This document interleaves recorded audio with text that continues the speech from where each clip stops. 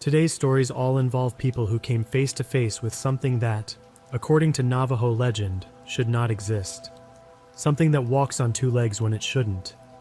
Something that wears a skin that doesn't belong to it. Something that, if you're smart, you never speak about by name. But before we get into today's stories, I need to give a disclaimer. The Navajo people take the subject of these entities extremely seriously. This is not folklore to them. This is real, and it is dangerous. Many Navajo elders believe that even speaking about these things can attract their attention.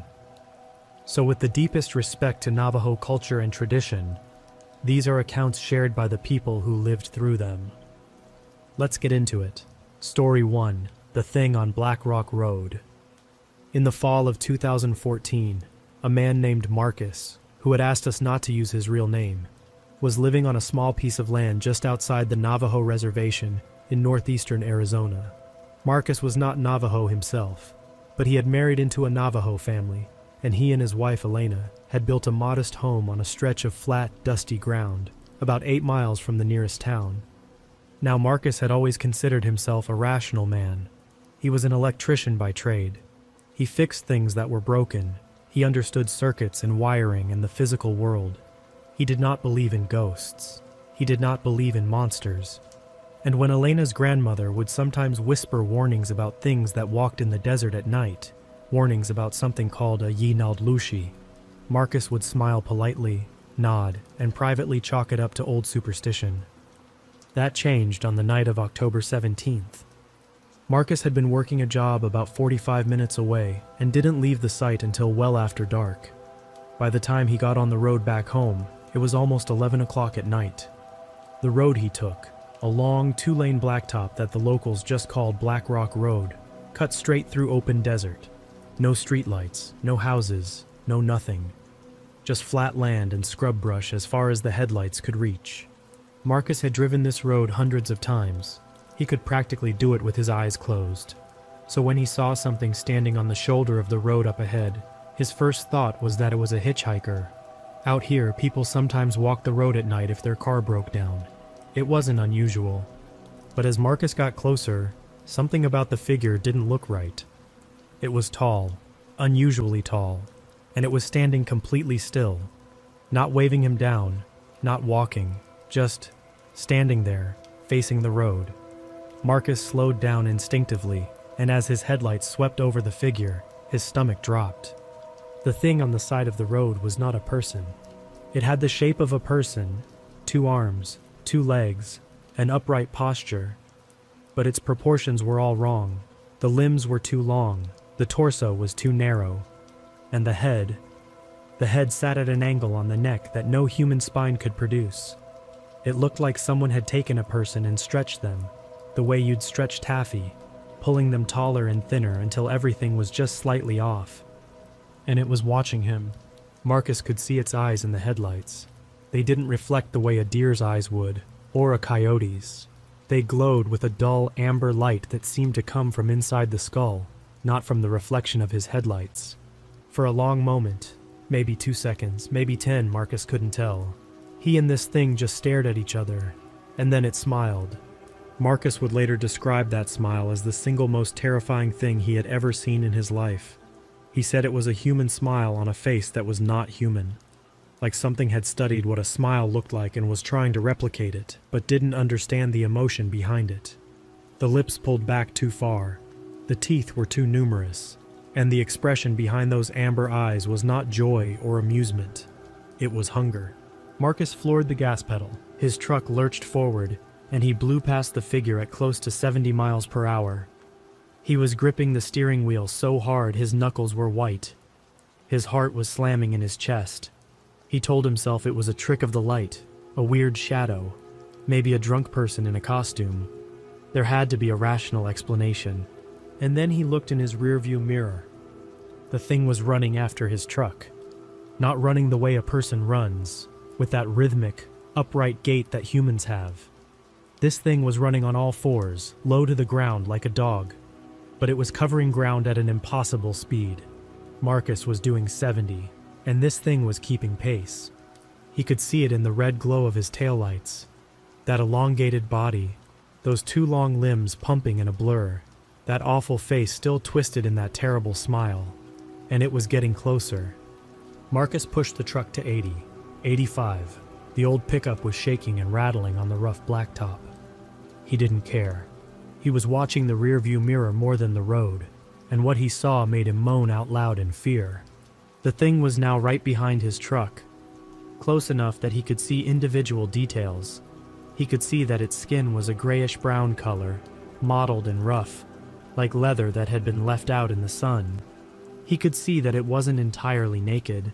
There were patches of animal fur clinging to its body in random places, like a pelt that had been draped over its shoulders and was slowly sliding off. And he could see its hands, if you could call them hands, elongated fingers with thick, dark nails that scraped against the asphalt as it ran. Then something happened that nearly made Marcus crash. The thing pulled alongside his truck. At 85 miles per hour, this creature overtook his vehicle and was now running beside his driver's side window, and it turned its head to look at him. That face, that stretched, wrong, smiling face, was inches from his window, staring in at him with those amber eyes. And then it spoke. Marcus said the voice didn't come from outside the truck. It came from inside his head, like a thought that wasn't his own. And what it said was a single word, his wife's name, Elena. Marcus screamed. He doesn't remember making a conscious decision to do so, but he yanked the steering wheel to the left, swerving directly toward the creature. The thing leapt, clear over his truck in a single bound, and when Marcus looked in the mirror again, it was gone. The road behind him was empty. Marcus didn't slow down. He drove the remaining 12 minutes to his house at over 90 miles an hour and pulled into his driveway with his tires throwing gravel. He ran inside, locked every door and window, and found Elena sitting on the couch watching television, completely unaware that anything was wrong. He didn't tell her what happened, not that night. He couldn't bring himself to say the words. But the next morning, when he went outside to get in his truck, he found something that made his blood run cold. Running along the entire length of the driver's side of his pickup, from the front fender all the way to the tailgate, were 4 long, deep scratches in the paint, parallel lines gouged into the metal by something with 4 fingers, dragged along the body of the truck at high speed. Marcus drove to Elena's grandmother's house that afternoon. He told her everything. The old woman listened without expression, and when he was done, she closed her eyes and nodded slowly. She told Marcus that he had been followed, that the thing had learned his wife's name, which meant it had been watching them for some time. She told him that what he saw was a Yenald Lushi, a skinwalker, a person who had given up their humanity in exchange for power, a witch who could take the shape of any animal or twist their own body into something that was neither human nor beast. She told him there were things he needed to do, certain protections, certain prayers. She told him never to speak of what he saw, especially not by name, because speaking about it was like sending up a signal flare. It would know, it would come back. Marcus followed every instruction the grandmother gave him. He buried certain objects around the perimeter of his property. He hung certain items above his doors. And for 3 nights, Elena's grandmother came to the house and performed a ceremony that Marcus did not understand but sat through with absolute reverence. And the thing never came back. But Marcus told me that even now, over a decade later, he cannot drive Black Rock Road after dark.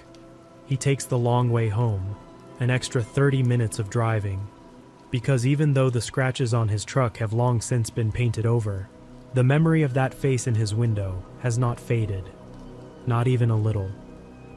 Story 2, The Ranch Hand. The second story takes place in 1997 on a cattle ranch in south-central Utah, not far from a place that would later become infamous, a property called Skinwalker Ranch. But this account doesn't come from that property. It comes from a working cattle ranch about 20 miles south, owned by a family we'll call the Torreses. The Torreses had been ranching that land for 3 generations. Their property covered about 2,000 acres of high desert scrubland, and they ran a modest herd of around 300 head of cattle. It was hard work, but it was honest work, and the family took pride in it. In the summer of 1997, the Torreses hired a seasonal ranch hand named Dale. Dale was in his early 20s, ex-military, and built like a fireplace. He was quiet, reliable, and utterly unflappable. The kind of guy you wanted on a ranch because nothing rattled him. Coyotes in the henhouse? Dale handled it. Fence down in a thunderstorm? Dale fixed it.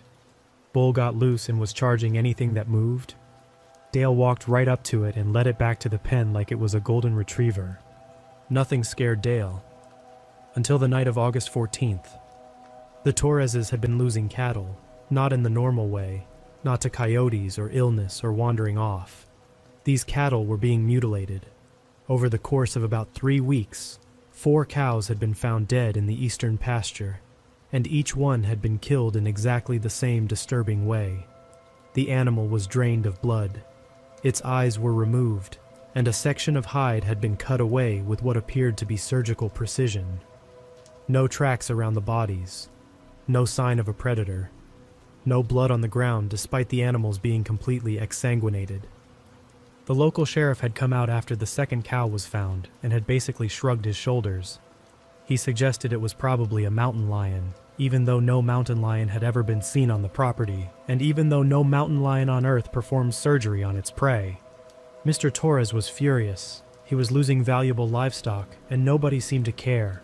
So he asked Dale if he'd be willing to spend a few nights out in the eastern pasture, watching the herd, to see if he could spot whatever was killing his cattle. Dale said yes without hesitation. Like I said, nothing scared him. On the night of August 14th, Dale drove one of the ranch trucks out to the eastern pasture and parked on a small rise that gave him a good view of the surrounding area. He had a thermos of coffee, a .30-06 rifle, a spotlight, and a pair of binoculars. The plan was simple: sit in the truck, watch the herd, and if anything came near them, deal with it. For the first few hours, nothing happened. The cattle were calm, the desert was quiet. Dale drank his coffee and watched the stars and started to think this was going to be a very boring night. Then at around 1:30 in the morning, the cattle started acting strange. It began with the animals on the eastern edge of the herd, the ones closest to a dry wash that cut through the property. One by one, they stopped grazing and lifted their heads. Then they started moving, not running, just walking. Slowly, deliberately, all in the same direction, away from the wash. Every single cow in the herd was now moving westward, away from whatever was in that wash, and they were doing it in total silence. No lowing, no bellowing. Just the soft thud of hundreds of hooves moving across dry ground. Dale picked up his binoculars and scanned the wash. At first, he didn't see anything. The wash was about 4 feet deep and lined with scrub brush, so visibility was limited. But then his binoculars caught something. A shape, low to the ground, moving along the bottom of the wash. It was hard to make out in the darkness, but it looked like a large animal. A dog, maybe, or a coyote. Except it was too big to be a coyote, and it was moving in a way that no dog moves. A slow, deliberate crawl, belly to the ground, like a soldier low-crawling under barbed wire. Dale set down the binoculars and picked up the spotlight. He flicked it on and pointed the beam down into the wash. What the light revealed was not a dog. Crouched in the bottom of the wash was what Dale initially described as a person in a wolf suit. It was humanoid. 2 arms, 2 legs, a torso, but it was covered in thick dark fur, not wearing fur, covered in it, as if the fur was growing directly from the skin. Its hands were flat on the ground, and they were human hands, pale, 5-fingered, with visible knuckles and fingernails, emerging from the ends of fur-covered arms. The contrast was nauseating. It was like seeing a special effect in a horror movie, except this was real, and it was 30 yards away, and it was looking directly at him. The thing's face was partially obscured by what looked like the upper half of a coyote's skull, worn like a mask. But beneath the skull, Dale could see a jaw, a human jaw, hanging open in a way that reminded him of a snake unhinging its mouth to swallow prey. The lower half of the face was smeared with something dark and wet. Dale was a combat veteran. He had served overseas. He had been in situations where people were actively trying to kill him. And he told me that nothing had ever frightened him the way that thing in the wash frightened him. He said it wasn't just fear. It was something deeper, something primal.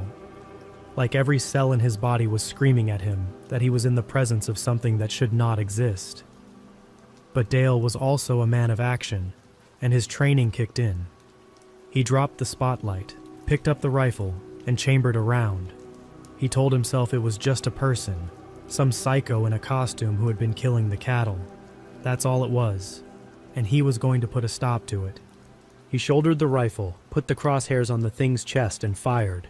The .30-06 is a powerful round. It can drop a bull elk at 300 yards. At 30 yards, it would go through a person like a fist through wet paper. Dale's aim was true. He saw the impact through his scope. The thing jerked backward as the round hit it square in the chest. And then it stood up, not slowly, like a wounded animal struggling to its feet. It stood up instantly, like a marionette yanked upward by its strings. One moment it was crouched on all fours, and the next it was standing at its full height, and it was tall. Dale estimated later that it was at least 7 feet, maybe closer to 8. Those long arms hung at its sides, and those pale human hands flexed and curled. The coyote skull mask, or whatever it was, tilted to one side, and from behind it Dale heard a sound. A laugh. Not a human laugh, not an animal sound. Something in between. A low, rattling, clicking sound that rose and fell like laughter but had no warmth in it, no joy. It was the sound of something mocking him. Dale chambered another round and fired again, and again, and again. He put 4 rounds into that thing, and each time it jerked from the impact but did not fall, did not bleed, did not react in any way other than to keep making that horrible laughing sound. After the 4th shot, the thing dropped back down to all fours and ran. It ran up the side of the wash and across the open desert with a speed that Dale said was like watching a video on fast forward. It covered 100 yards in what seemed like 2 or 3 seconds, and then it was gone, swallowed by the darkness. Dale sat in that truck for the rest of the night. He did not sleep. He did not get out of the truck. He kept the rifle in his lap with his finger on the trigger and watched the desert until the sun came up. In the morning, he drove back to the ranch house and told Mr. Torres what had happened.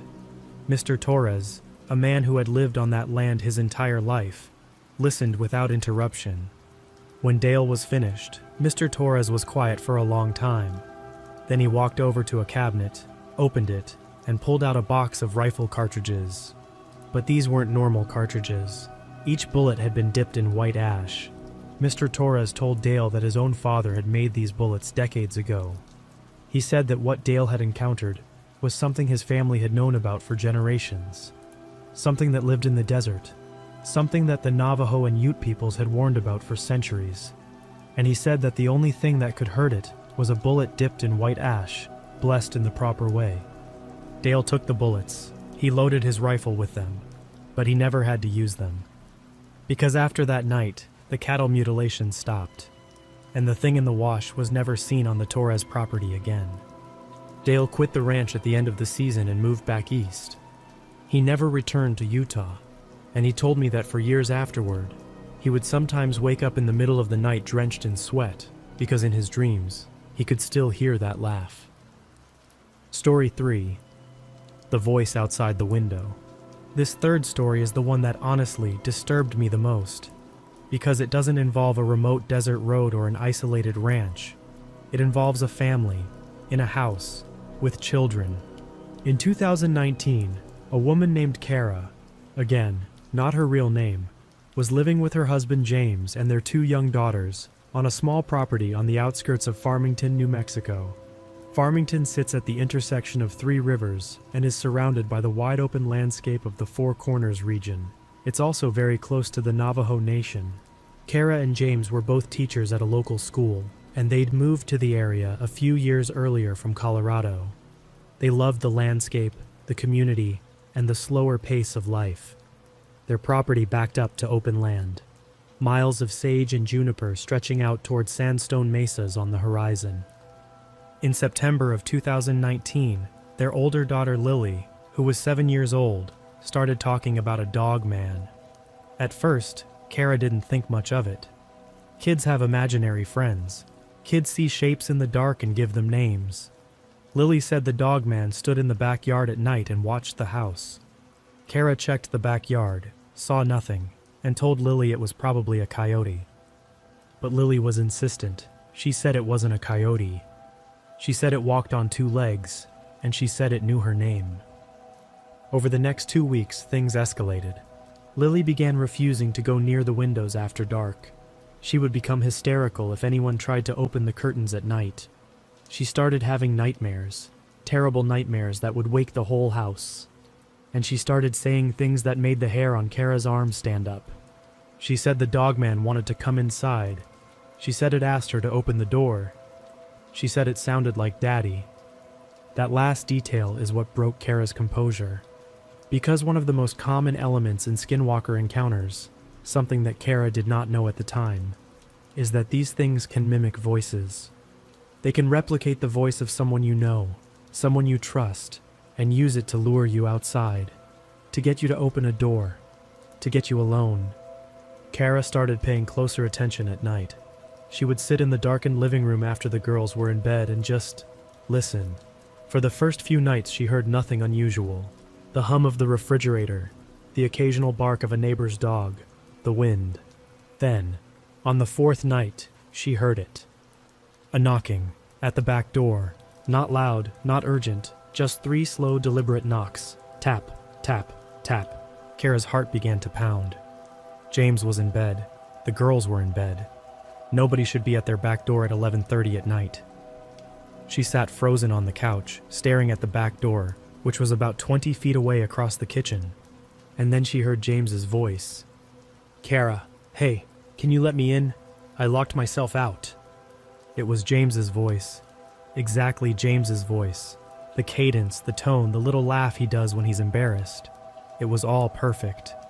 For a split second, Kara almost stood up, almost walked to the door, because it sounded exactly like her husband. But James was in bed. She had watched him fall asleep 20 minutes ago. Kara did not move. She sat on that couch with her hand over her mouth, trembling, and she did not make a sound. The voice came again. "Babe? Come on, it's cold out here." Same voice, same inflection, but now Kara was listening more carefully, and she noticed something wrong. The voice was coming from too low. James was 6 feet tall. If he were standing at the back door, his voice would come from about the height of the top of the door frame. This voice was coming from about 3 feet off the ground, like whatever was speaking was crouched on the other side of the door. Kara slowly, silently, pulled her phone from her pocket and texted James. She wrote, "Do not get out of bed. Do not come to the kitchen. Stay in the bedroom with the door locked." James, groggy and confused, texted back, "Why? What's wrong?" Kara wrote, "Something is at the back door pretending to be you." There was a long pause. Then James wrote, "I'm calling the police." Kara sat perfectly still. The knocking came again, 3 slow taps. And the voice spoke again, but this time it was different. It was no longer James's voice. It was Lily's. "Mommy, Mommy, I'm scared. Can you open the door?"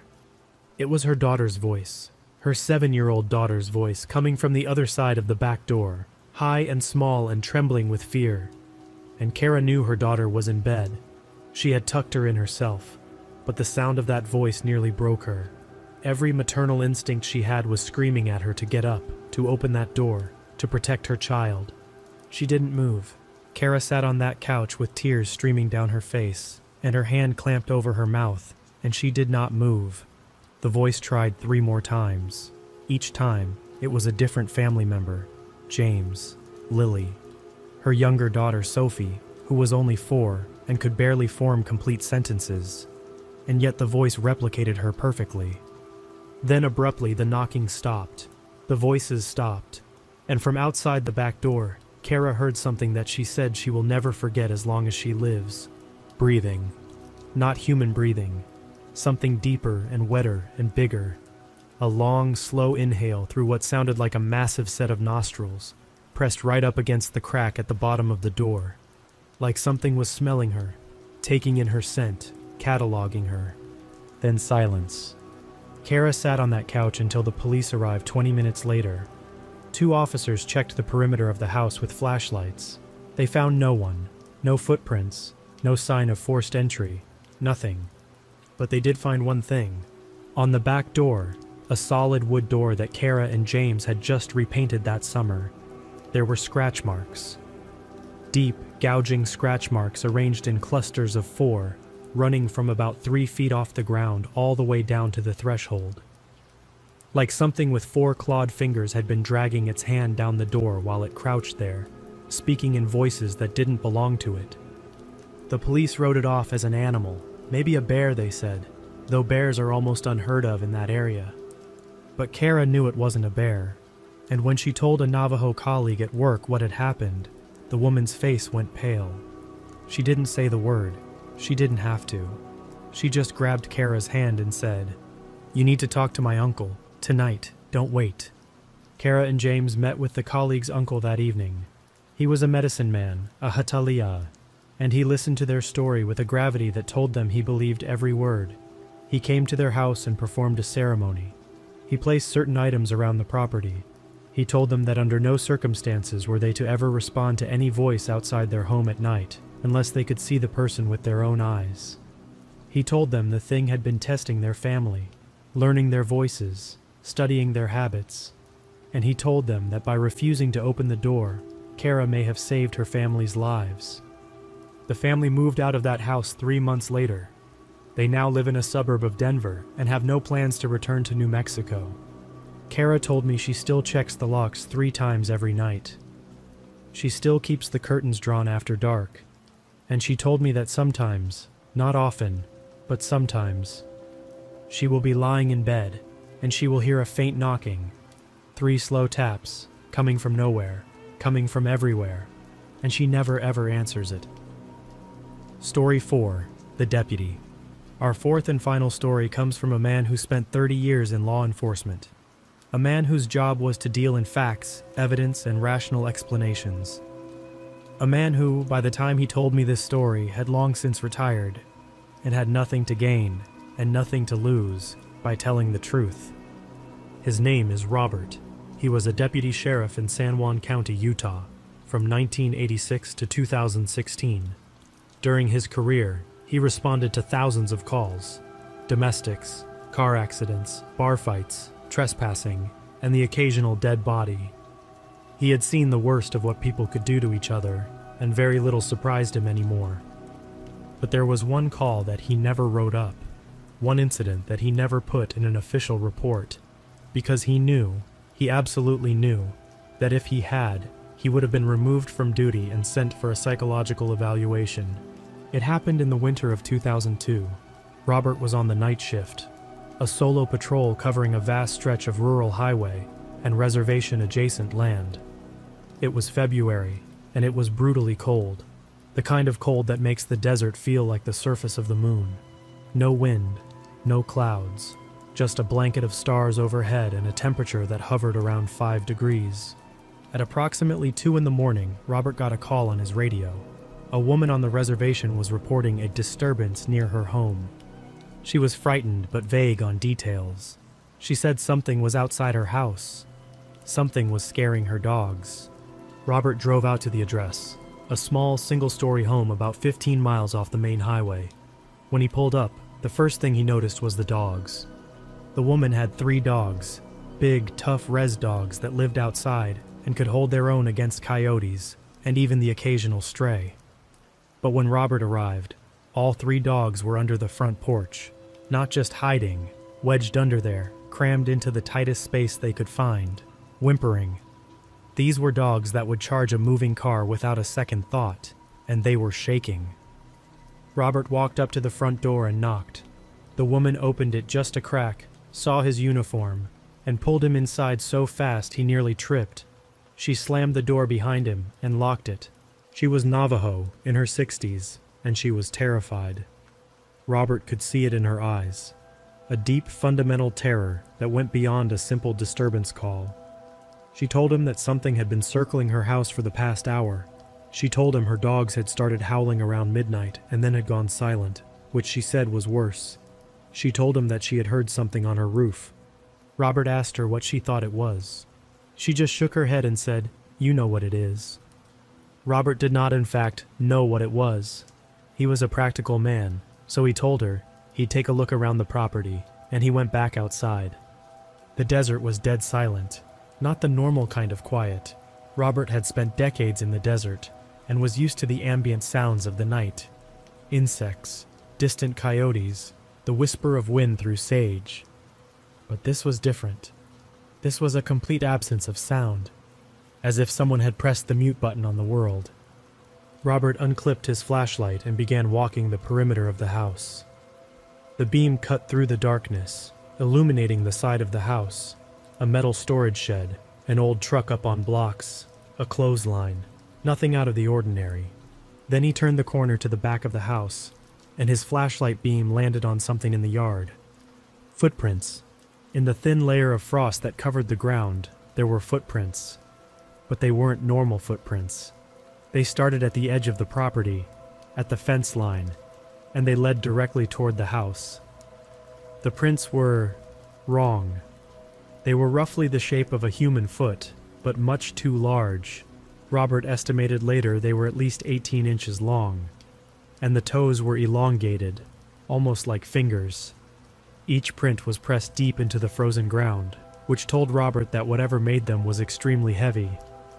But the strangest thing was the stride. The distance between each print was enormous, 8 to 10 feet apart. Whatever made these tracks had been taking strides that no human could possibly make. Robert followed the footprints.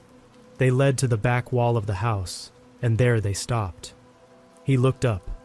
On the roof, about 8 feet above him, he could see marks in the frost on the edge of the roof. Handprints. Huge handprints where something had grabbed the edge of the roof and pulled itself up. Robert pulled his sidearm. He was a good shot and a steady hand, but he will freely admit that his weapon was trembling slightly as he stepped back from the house to try to get a view of the roof. He pointed his flashlight upward. The roof was empty. He swept the beam from one end to the other. Nothing. Just the flat, frost-covered surface of the metal roof. But in the frost, he could see marks. Long, scraping marks, like something heavy had crawled across the roof on its belly. Robert was standing there, flashlight pointed at the roof, trying to process what he was seeing, when he heard it, behind him. A low, rumbling growl. Not from a dog, not from a coyote. From something much larger and much closer than anything had a right to be.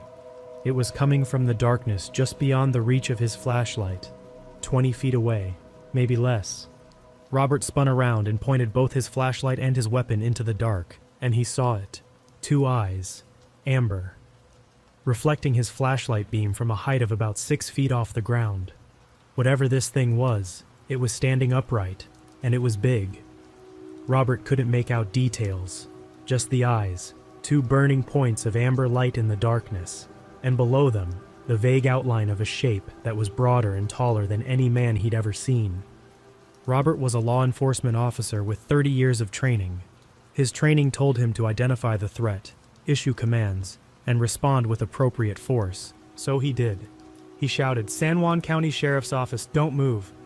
The eyes blinked, once, slowly, and then the growl turned into something else. It turned into words, in a voice that sounded like gravel being dragged across stone. The thing in the darkness spoke, and what it said was Robert's name. Not deputy, not officer, his name, his first name. In a voice that didn't sound like any human vocal cord could produce. Robert fired. He put 3 rounds from his service weapon in the direction of those amber eyes. The muzzle flash lit up the desert in staccato bursts, and in those flashes, Robert saw the thing clearly for the first time. He would describe it later as something that looked like it was halfway between a man and something else. It had the general shape of a man, 2 arms, 2 legs, standing upright, but it was covered in matted dark hair. Its face was elongated, almost like a snout, but the eyes were forward-facing, like a predator's, and its hands, those enormous long-fingered hands, were raised in front of its chest, palms outward, as if in a gesture of mock surrender. It was grinning. Robert's rounds hit it. He was sure of it. He was an excellent marksman and the thing was less than 20 feet away. But it did not fall. It did not flinch. It just stood there, grinning that horrible grin with its palms out. And then, in a movement so fast that Robert barely registered it, it dropped to all fours and was gone, into the darkness, in the space of a heartbeat. Robert stood in that yard for a long time, his weapon extended, his flashlight cutting back and forth across the desert. Nothing. Total silence. The thing had vanished as if it had never been there. He went back inside the house. The woman was sitting at her kitchen table with her hands folded, and she looked at him with an expression that said she already knew everything that had happened. Robert sat down across from her. His hands were still shaking. He asked her, very quietly, what that thing was. She told him. She told him in words that he had heard whispered his entire career, but had never taken seriously. She told him about the witches, about the people who choose the dark path, about the ones who sacrifice something precious, something human, to gain the ability to shed their skin and become something else. Robert listened, and for the first time in his career, he believed. He stayed at the woman's house until sunrise. He helped her make coffee. He checked on her dogs, who eventually crawled out from under the porch, but were skittish and wouldn't leave the front step. And when the sun was fully up and the desert was bright and warm and normal, he got in his patrol car and drove back to the station. He never filed a report about that call. He told the dispatcher it was a false alarm. A stray dog had spooked the woman's animals. Case closed. But Robert kept a journal. And in that journal, he wrote down every detail of that night. He wrote down the footprints and the handprints on the roof and the sound of that voice saying his name. He wrote it down because he knew that if he didn't, he would eventually convince himself it didn't happen. And he never wanted to forget. Because forgetting, he said, would be dangerous. Robert is retired now. He lives in a small town in Colorado, far from the desert, far from the reservation, far from the open spaces where things can hide in the dark. He sleeps with a light on. He has done so every night since February of 2002. And he keeps a box of bullets in his bedside drawer, each one tipped in white ash, just in case. That's going to do it for today's stories. If you enjoyed them, please consider following the podcast and subscribing so you don't miss any future content. And if you're ever driving through the desert at night, through that vast, empty darkness where the only light is your headlights and the only sound is your engine, and you see something standing on the side of the road, keep driving. Don't slow down. Don't look in the rearview mirror. And whatever you do, don't open the window, because some things are better left in the dark.